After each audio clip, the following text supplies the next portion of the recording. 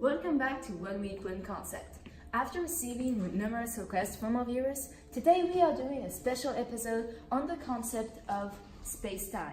We have invited three special guests. First, Judy Smith, lead researcher on the project of relativity at NASA. She will be explaining the basis of space-time. Also, Isa Young, a physics professor from Stanford University, is here to tell us more about black holes.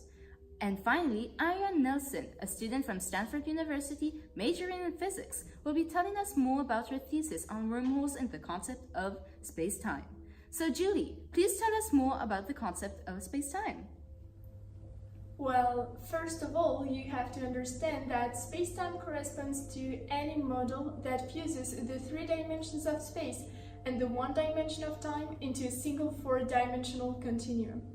In today's concept of space-time, the speed of light is absolute, invariable, and cannot be exceeded. Indeed, it is actually even more fundamental than either time or space, and is one of the two main points of Einstein's first relativity theory, special relativity. The other one is that the laws of physics are the same for any observer in uniform motion relative to one another. So, in relativity, time is certainly an integral part of the very fabric of the universe and cannot exist apart from it. However, if the speed of light is invariable and absolute, Einstein realized that both space and time have to be flexible and relative to accommodate this.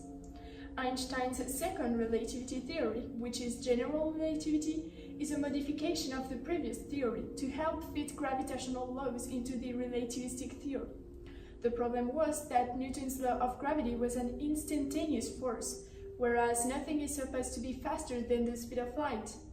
Albert Einstein thus redefined his theory, indicating that spacetime wasn't flat, but curved. The curvature of spacetime is due to mass occupying a place in space. The larger the mass, the bigger the bend in spacetime. So, he could explain how gravity wasn't instantaneous. Thank you very much for your explanation, Mrs. Smith.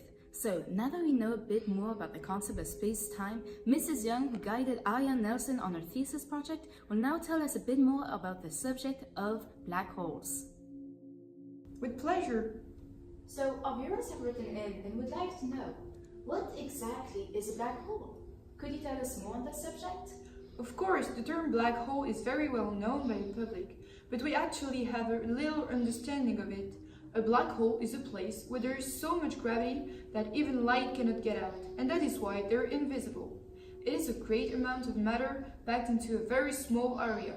For example, a mass 20 times more massive than the Sun, packed in an area equivalent of the area of New York City. We know that most black holes form when the center of a star collapses. The smallest black holes in space formed when the universe began. There are also other types of black holes, such as stellar, which forms when a massive star collapses on its own center, supermassive, which is a byproduct of galaxy formation, located in the center of most galaxies, including our own. These types of black holes are continuing to grow because they are close to stars and gas clouds, which they can absorb.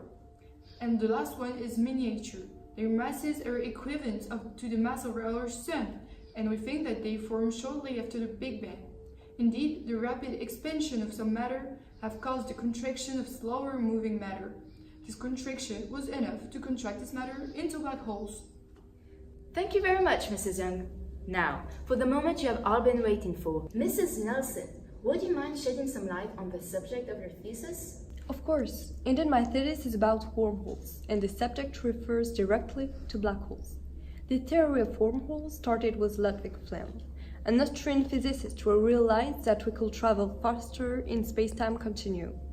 He theorized about wormholes, which are tunnels connecting points in space-time. This would take much less time than a trip through normal space. Wormholes are made of two copies of the black hole geometry, connected by a narrow link called the Einstein-Rosen bridge. The black hole is the entrance of the tunnel, and the copy, called the white hole, is the exit. So, wormholes are four-dimensional portals through space-time. So, take this paper for instance. We must go from point A to point B.